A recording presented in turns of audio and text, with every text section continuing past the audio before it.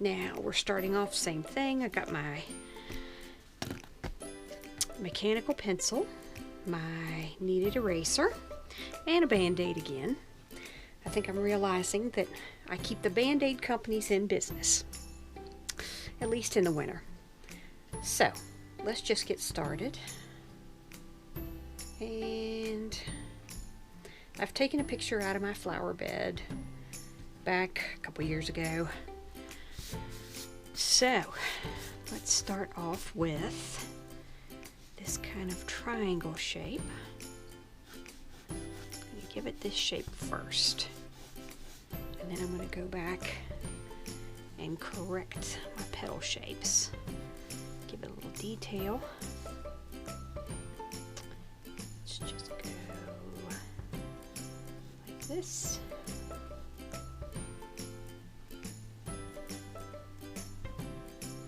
And when I did this the other day, I looked at my drawing and I said, oh my gosh, that doesn't look anything like tulips. That looks terrible.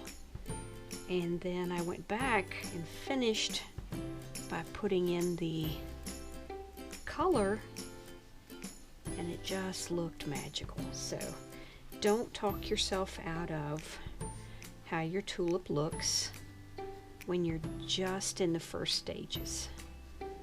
Sometimes drawings look very unfinished, and then when you finish with some color, it just looks beautiful. Sometimes the drawing, pencil drawing, is the prettiest thing. Some of my favorite things is just some really pretty line drawings. But with this one,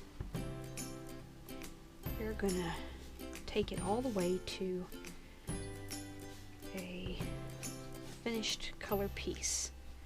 So put that little vein in there and the stalk. Now let's put in another one here, and I'm not going to do much with the leaves.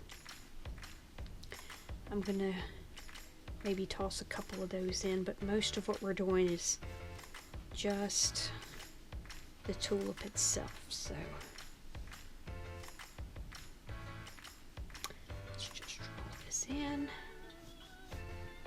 and I'm not doing this perfect by what is on my photograph. I'm kind of using that as a little reference, and then just going ahead and drawing this in.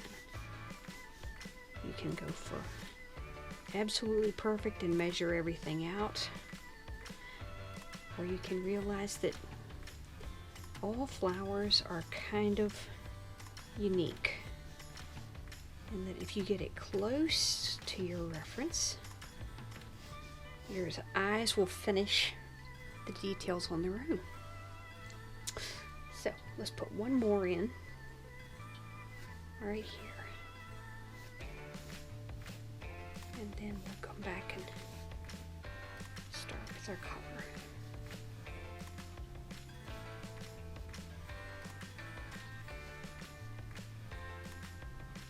Spring is great because you've got so many types of flowers, so much color. We just got a flower bed filled with subjects, so just dive in there and just do all kinds of bright and fun drawings.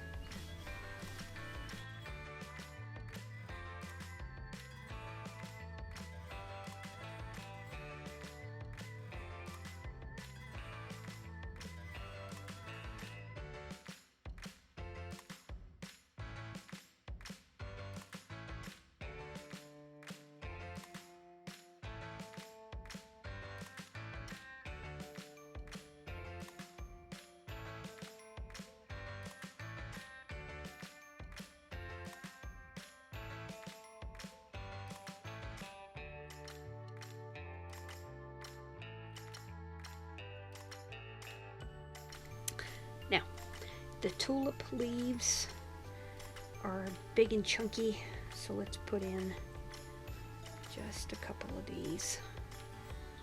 These are actually folded over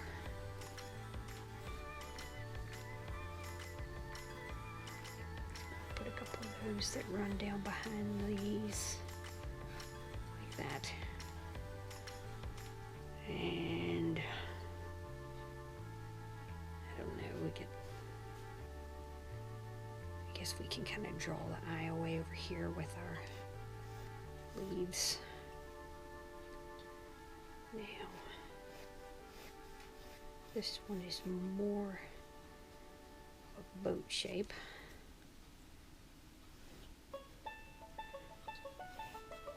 We'll just fold that one. All right.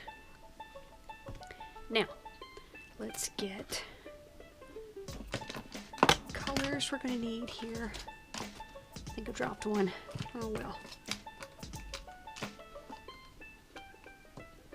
I think that's the color I need. I don't know. With these Prismacolor markers, I got a set, and I don't know how many's in it. I want to say about 20. They give you a pretty good selection, but you can always go to your art supply store and buy extras, like independent extras, like, you know, colors in between these or in between those, to add to your collection. Because you'll never have exactly what you need. But anyway, we're going to test these out over here on the side. I am going to put a sheet under this so it doesn't bleed through and destroy my paper underneath, because that is pretty much guaranteed. Let's test this on a sheet of paper in the back of the book. And we're going to see which one's darker and which one is my lighter. There they are. You can actually see how different those colors look than what you have on your marker too. This one's pretty close, but that one is definitely darker. So I want that one for my shadows.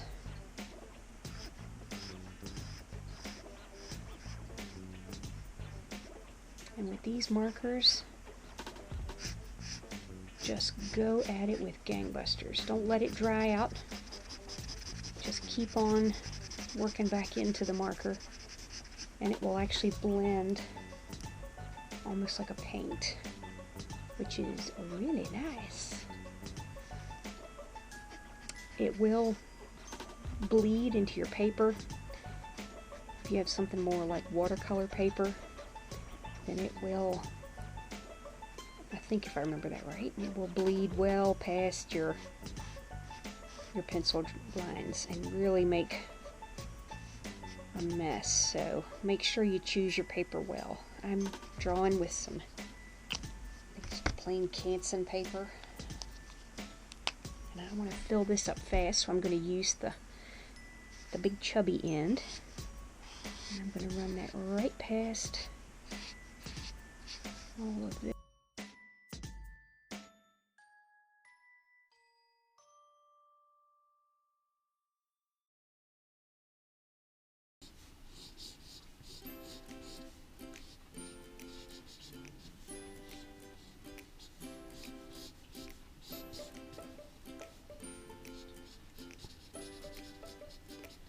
I'll leave my pencil lines in because I think that'll make a nice little kind of fill in the edge of where a drawing is without actually drawing all the way around it with that dark color. Because unless you're doing this like a coloring book, and I don't want to always go back to that, but you know, it's kind of the easiest way to describe. You don't want to fill your outside edges in with that strong line all the way around it. You want to give it some artistic character. You know, you want it to be kind of,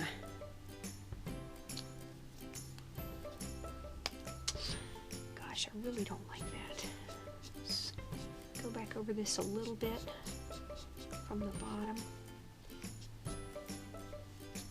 Blend that some. Try not to overwork your paper when you're drawing with this, because you can actually damage the paper where it'll start pilling up. I'm sure everyone's had the bad marker experience with like the school markers where you color it so deeply and pretty soon the page just starts to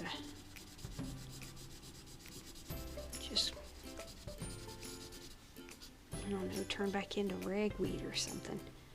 But with this, the Canson paper can take a little abuse, just not a lot abuse. More than plain old school paper, but and you can buy a sheet like this, or I mean a book, excuse me, at you know, at your regular little department store, art department usually. I think places like Michael's or Walmart carry them for a pretty reasonable price. Or you can go to your art supply store and get a really nice one and pay really nice prices. Whatever you have the budget for at the time. That's the way I usually figure what I buy and when. But anyway, art supply stores have a great diet plan, and it's called You Don't Have Any Money.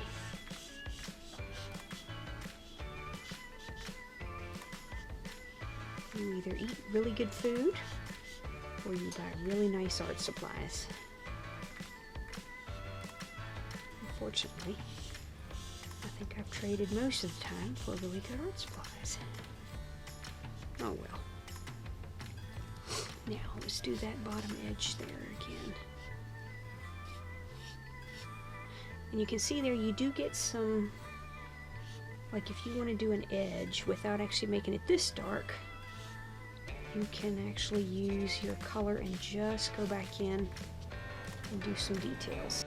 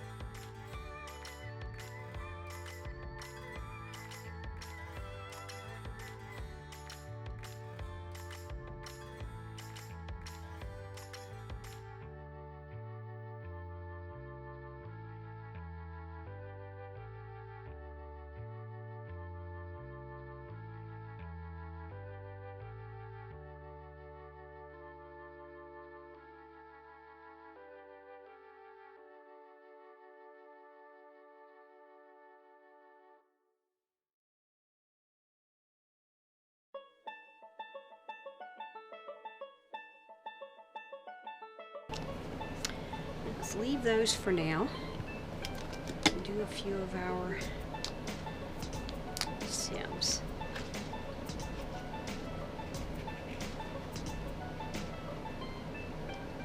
Let's come back down here again and check that color. Ooh, that's dark. Let's take that one.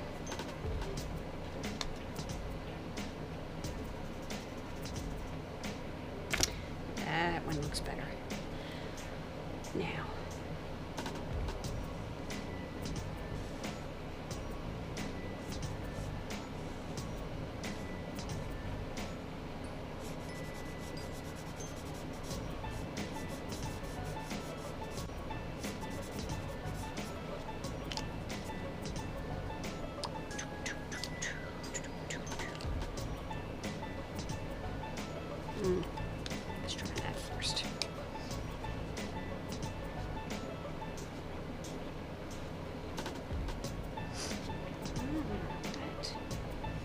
looks good. Okay.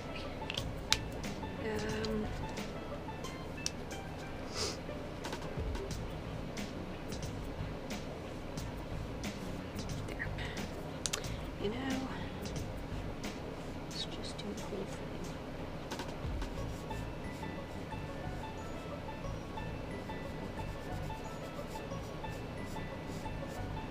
That edge is in shadow, and there's a really beautiful color happening there. That's a combination of green and that pink in our photograph. So I'm going to do the same thing over here. Let's do our green first, and come back and just darken the top part of that off. Part of what you're doing is spreading your color so that it's not color isolation. And what that is say when you have just pink in a certain area and you don't have that spread around, sometimes it can just grab your eye. But a lot of times if you look around, you'll see that your color is actually spread out in a few different areas. I'll leave that one like that. And that one has a little, but we're going to ignore it. Because this one, we're going to make a closer or whatever's going on here. When I trail off like that, that's my right brain taking over. Because I can't think about what I'm doing and talk at the same time.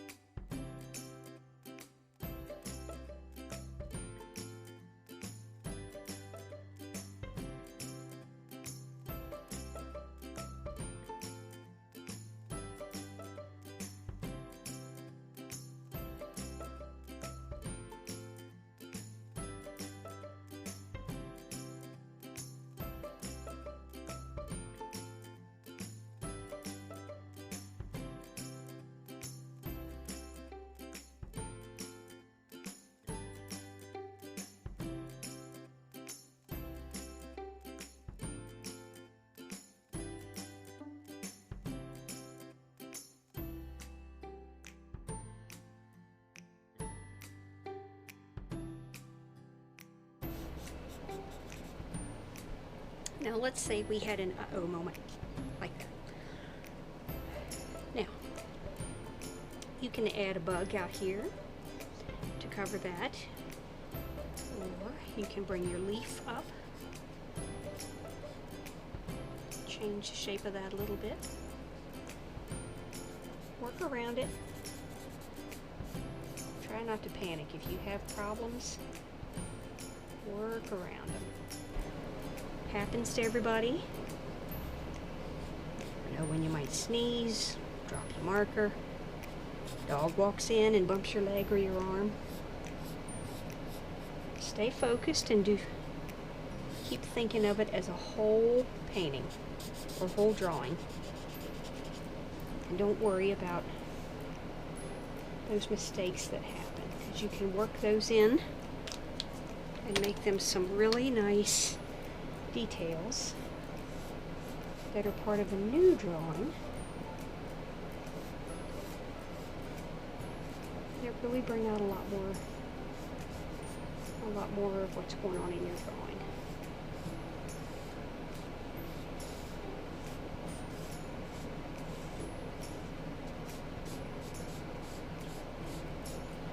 So we can fold this one over just like we did that one. Just go back in here and build that little channel.